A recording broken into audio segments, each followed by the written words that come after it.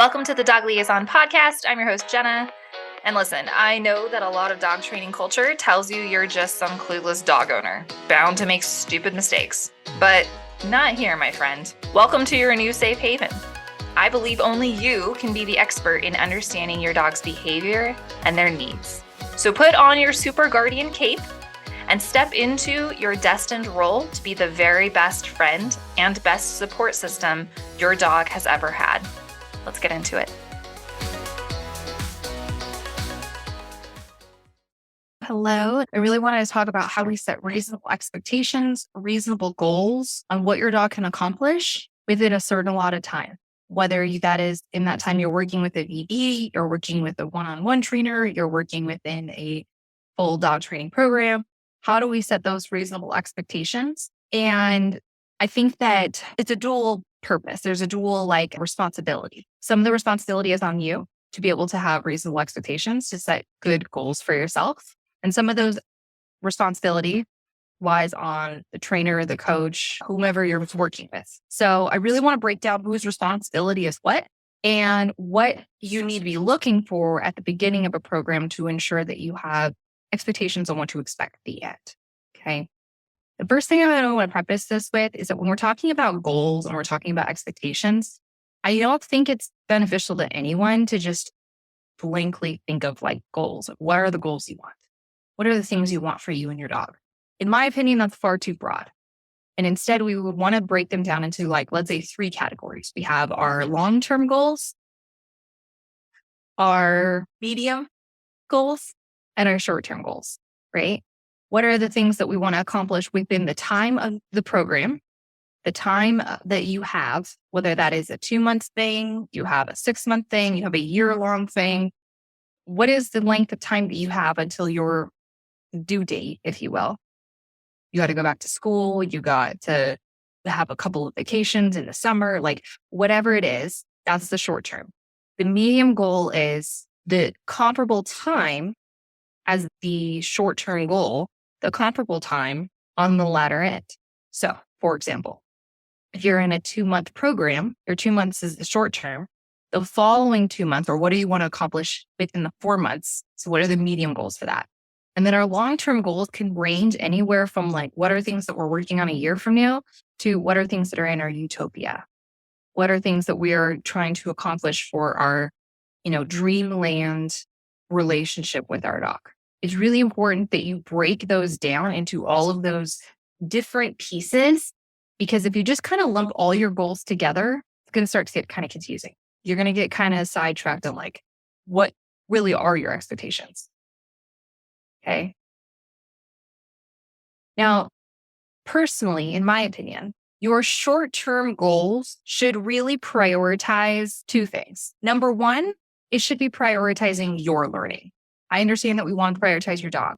I understand you want to be able to take your dog out for a walk. I understand that you want to be able to, leave your dog alone for an hour. I understand that you want to be able to, take a stroll in the midnight air. I get it. But your short-term objective needs to recognize that you're not going to be able to do any of that if you don't have the tools and resources within you anyway. So your short-term objective should really be prioritizing what do I need so that I can maintain this journey, so that I can continue this journey in order to be able to accomplish those medium and long-term goals so that I can even get to my utopia. Because my friends, if you're trying to get to your utopia goals and you don't even have the muscle memory within you on how to get there, it's going to take you a real dang long time, real long time. You should not be still trying to figure out how to recover your dog's anxiety a year from now if you start the recovery journey now. You should not still be wondering, when do I ask my dog to do a behavior? Should I do a pattern game or should I do playway? When do I do that? A year from now, when you are working on your utopia goals, you best not be trying to figure that out. That's stuff that you figure out in the short-term period. And in my opinion, that's stuff that you figure out when you're actually working with a coach, when you're actually in a dog training program. The second short-term objectives that you have are things like getting your dog's enrichment routine underway, understanding your dog's individual behaviors and your dog's individual needs. Again, sometimes we make our short-term objectives I want to be able to leave my dog for an hour. And I think that that is reasonable. It's reasonable for our brains to want to do that. But something that we have to appreciate is that like that is too far. There's too many dynamics that are out of your control in that world. Your short-term objective should really be about making sure that you have the resources to maintain so that you can continue forward in your medium and long-term goals. And if you're in a dog training program, if you're in a dog coaching situation, if you're in a one-on-one, if you're in a group, if you're in a class, if you're in a whatever, the trainer, your coach, whomever you're investing in should be able to articulate what those learning outcomes are. And that brings me to the coach's responsibility. The coach's responsibility is not to tell you, you're going to learn the game. Look at that. You're going to learn the process of desensitization. This leads me to the coach's responsibility, which is that the coach needs to be telling you what the learning outcomes are. It's not, you're going to learn, look at that. It's not, you're going to learn alleviate. It's not, you're going to, teach your dog a relaxation protocol. That's what you're learning. That is not the learning outcome. Learning outcome is you will be able to identify exactly what behaviors are important for you and your dog. Learning outcome is you will be able to design your own training plan and know exactly what techniques to use and what environment for your dog. That's a learning outcome. A learning outcome is you will be able to feel confident when you walk out of your door. You're not going to feel like you're hyper scanning. That's a learning outcome. Those are objectives. Those are objectives that you are in control of. What I see a lot of times is people are designing goals that are not within their power. You're like, I want to be able to take my dog for an hour long, vacation an hour long walk down the street. That's my big objective. And it's like, okay, but you don't have any control over how fast or how slow that goes. Your dog has experienced trauma. Your dog has a learning style of his own. Your dog is going to have to go through a lot of recovery. And it's unreasonable for us to say exactly how long or how short that recovery is going to look. And it's unreasonable for you to compare that dog's recovery to another dog's recovery. But what is within your control is how often am I able to practice? How often am I reflecting the data? How often am I asking my dog questions?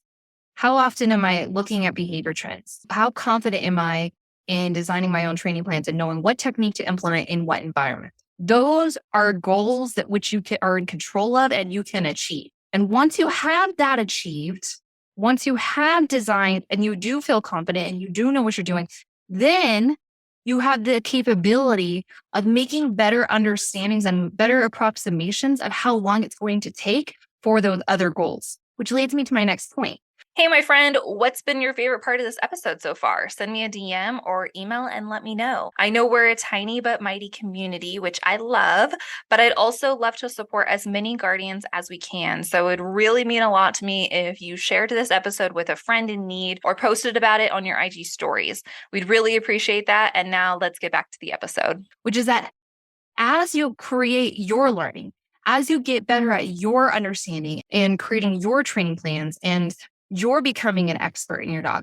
As you're doing that, ironically, what's going to end up happening is you're going to have a come to Jesus moment. And you're going to go, this might take a little bit longer than I had initially anticipated. I didn't realize when I created this goal, how big of a goal this really was. But it's okay now, because now I have the tools to break this big objective down into really itty bitty pieces, and I can get wins on my terms. When you understand how to break criteria down for your dog, to create a training plan for your dog, you are in control of when you get those wins. And yeah, it may not be as fast as you initially had planned, but you are still in control of it. And you have a better appreciation of what's required in order to get to that point. One of the things I think that I would say, if you're newer in a recovery journey, you may not necessarily know this. This is going to be a spoiler alert. For those who, especially been like, if you graduated the RP a year ago or something, you're going to completely resonate with this. I was actually just talking to a team who graduated a year ago. Her name is Aggie with Flora. And we did a little interview. It's going to be on our season 2 episodes or season 2 of our podcast. So you'll be able to listen to that. But one of the things that she was talking about is the snowball effect, where she was like, when I was in the RP, it felt like I was kind of like getting smaller wins. But what ends up happening is that like, as it starts to roll, as those wins roll, they start picking up steam. And it's almost like as you start to progress, overnight, you have a brand new dog. Within a matter of 2, 3, 4 months, your dog goes from not being able to go on hikes to loving hikes and not being triggered consistently in a short period of time. And you're like, I don't understand, because that was so short in comparison to when we first began our journey. And it felt like it was dragging on, because it had the snowball effect, because you were more confident. You had the muscle memory. You were not doing as many mistakes, hiccups. It flew through you. You were in flow. You were able to have a dialogue with your dog. You were able to know your dog's needs. And so, yeah, of course, you were able to move through some of those bigger goals faster than you had anticipated. So you just want to know that, like, sometimes even if you're moving slow at the beginning, that doesn't mean it's going to be slow forever. It just means that you're laying the groundwork. It means that you are breaking down into small pieces so that you can afford to eventually be privileged enough to skip steps if your dog says that's okay. The major theme I want you guys to walk away with is I only want you measuring your success based off the things that you are in control of. Measure your progress based off the things that are within your power. Do not measure progress against the things that are not within your power. Your dog's speed of recovery isn't really within your power. It's not within your dog trainer's power. It's not within, there's no magic pill that you can take that's going to be able to magically speed up everything and it's going to be hunky-dory. Only measure progress off of the things that are within your power. And if it feels like maybe you didn't hit as many goals as you wanted to within a program, I challenge 2 things. 1, when you initially made those goals, did you have a full appreciation of what was going to be required? And 2, was your dog training coach telling you that you were going to be able to do those things? Or was your dog training coach telling you learning outcomes?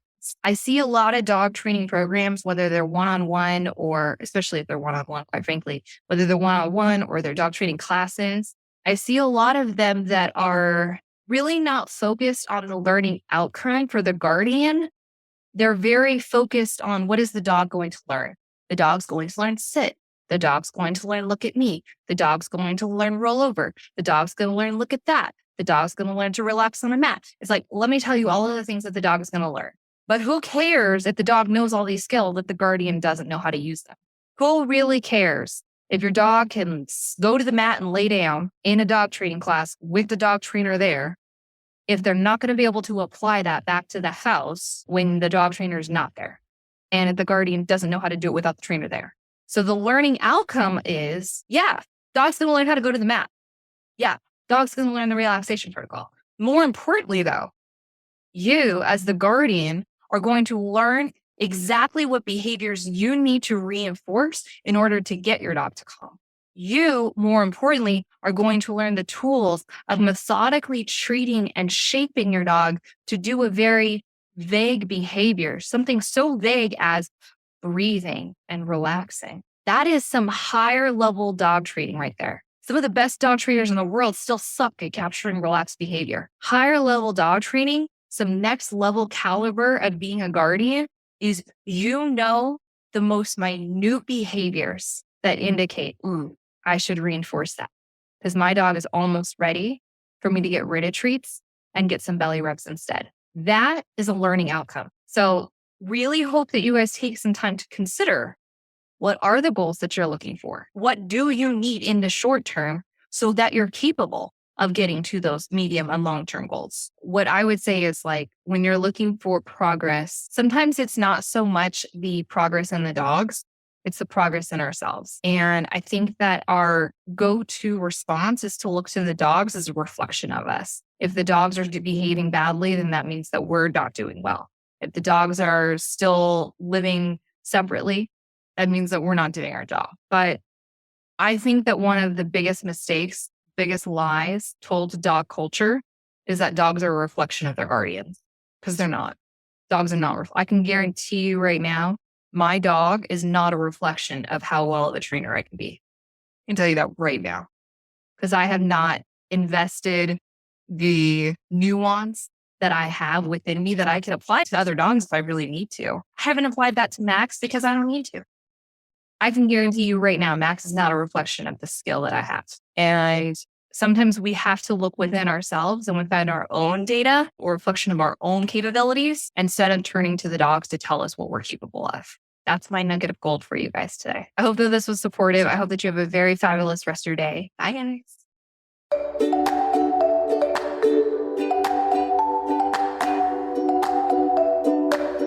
Thank you for listening to this episode of the Dog Liaison Podcast. Support for this episode came from the Recovering Rover program. Go to getacalmdog.com to learn how you can treat your dog's anxiety. And you can support this podcast by leaving a review and sharing. I appreciate your continued support, and I'll see you in the next episode.